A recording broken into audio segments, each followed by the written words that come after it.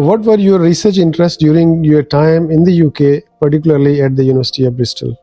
At the University of Bristol, when I moved there, everybody thinks that if you are moving to a university in the United Kingdom, they are all very wealthy and you will be given absolutely outstanding equipment.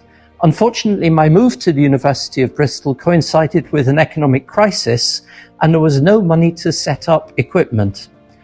My area of research as a PhD student was surface physics.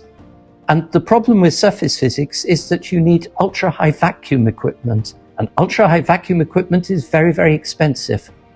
I could not afford it, so I looked for a way to make well-defined surfaces that was cheaper, and that led me to electrochemistry. So since then, I've been using electrochemistry as a way of studying interesting problems in surface physics. How did I go from there to Bristol? Well, I was a postdoc at the United States National Institute of Standards and Technology. And when I was there, my former PhD supervisor wrote to me saying, well, there is a job being advertised at Bristol, you should apply to it. I didn't think I would have any chance of getting it, but I was offered an interview and I was offered the position of lecturer at the University of Bristol. How would you describe the academic culture and expectations for students and faculty there? That is a difficult question. Well, it's an easy question in one sense because the expectation is the same as here. The expectation is you do well and come up with brilliant research and brilliant answers to questions in examinations.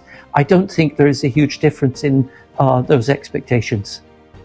Okay. What are some highlights or memorable achievements from your time in British academia? On the research side, I greatly enjoyed making new nanostructures.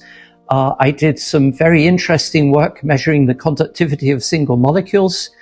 I particularly enjoyed working with PhD students. Probably one of any academic's proudest achievements is mentoring students.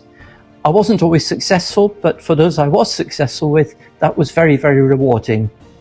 On the teaching side, I enjoy lecturing. I think that being a lecturer is a form of performance art. I'm not sure that it's a very good way of conveying information, but a good lecturer should entertain students. While I was at Bristol, I introduced a new program which was called International Mentoring. And this was a way of engaging students in the UK with other countries. So specifically, groups of undergraduate students in their third year gave tutorials over the internet to groups of students in Pakistan high schools. Okay. Were there any moments of failure or demotivation in your career, in particular in education or career, and how did you manage it? Career-wise, I would say very, very few. I've enjoyed most of my career. I honestly believe that I believe in universities. I believe in universities as institutions which can keep a degree of sanity in any country, a degree of honesty. And for that reason, working in a university for me is a vocation. Okay. What motivated you to move to Pakistan and take up an academic leadership role at LUMS?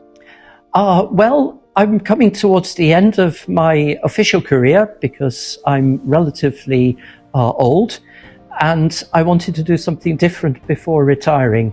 And moving to Pakistan definitely comes under the heading of doing something different for a British academic. I wanted to continue with my research and I've been very fortunate here at LUMS that I can do that. I also wanted to try and make a little bit of a difference here in Pakistan. And of course, I shouldn't neglect one very important reason, which is that my wife is from Karachi.